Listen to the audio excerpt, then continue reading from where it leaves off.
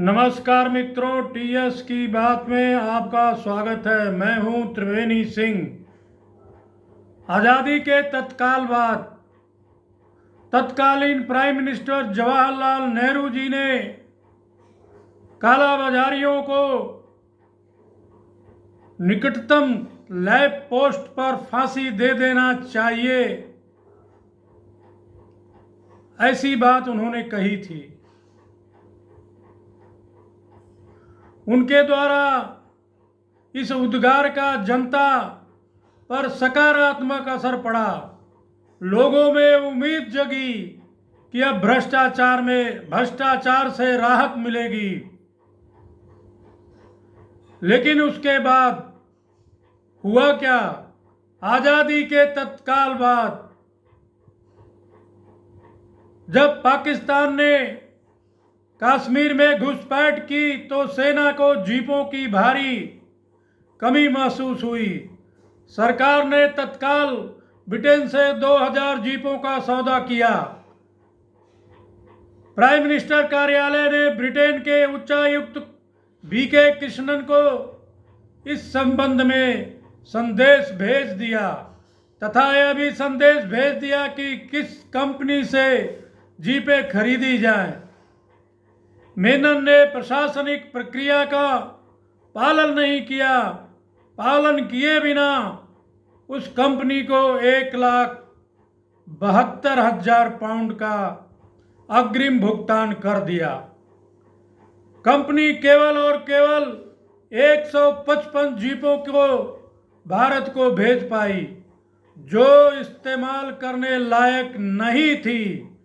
दोबारा रिपीट कर रहा हूँ, ऐसी जीपें सप्लाई किया जो इस्तेमाल करने लायक नहीं थी।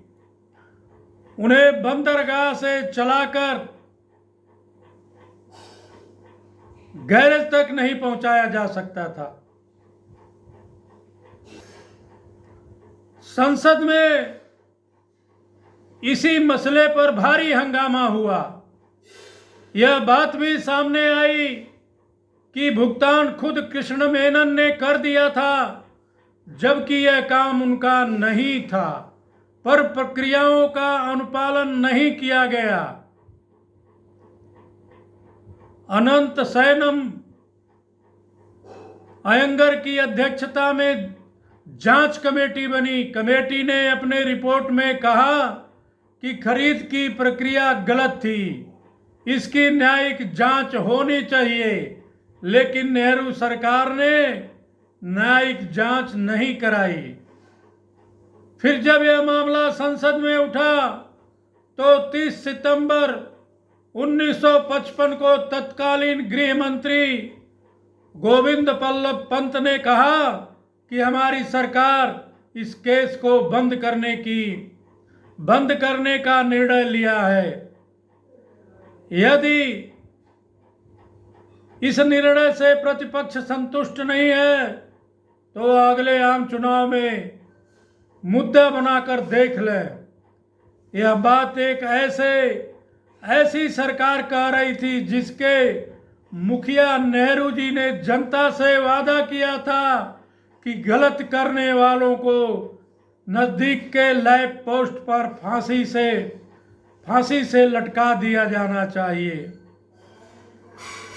उनका यह वादा झांसा साबित हुआ। यहीं तक नहीं रुका, उन्होंने अपने आने वाली वंश बेल को भी भ्रष्टाचार का मास्टरमाइंड बना दिया।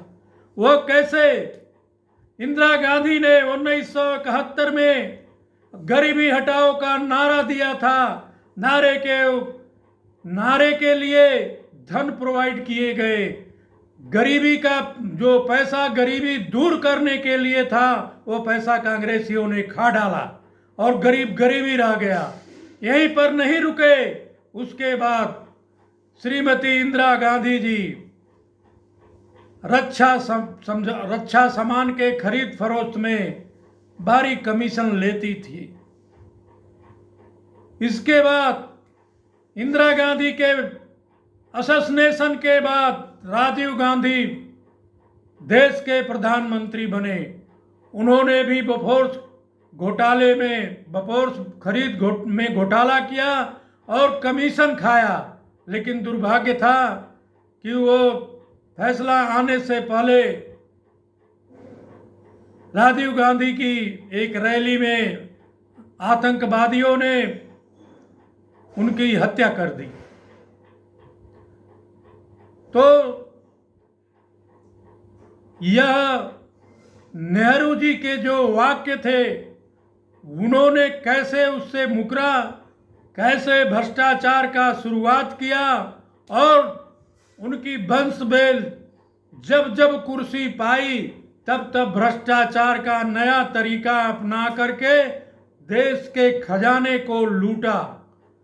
प्रिय दर्शकों, अगर आप मेरे चैनल पर नए हैं या अभी तक मेरे चैनल को सब्सक्राइब नहीं किए हैं तो मेरा आपसे विनम्र आग्रह है कि आप मेरे चैनल को देखें, मेरे चैनल टीएस की बात को सब्सक्राइब करें, मेरे वीडियो को ज़्यादा से ज़्यादा लाइक करें। लाइक करने में और शेयर करने में कोई पैसा नहीं लगता। इससे मेरा आपसे विशेष आग्रह रहेगा कि जब भी मेरे चैनल को आप देखते हैं तो लाइक और सब्सक्राइब जरूर करें और ज़्यादा से ज़्यादा शेयर करें ताकि मेरे वीडियो का संदेश ज़्यादा लोगों तक पहुंच पाए। और बेल आइकन की बटन दबाना ना भूलें ताकि आने वाले वीडियो का नोटिफिकेशन आप लोगों तक पहुंचता रहे। धन्यवाद।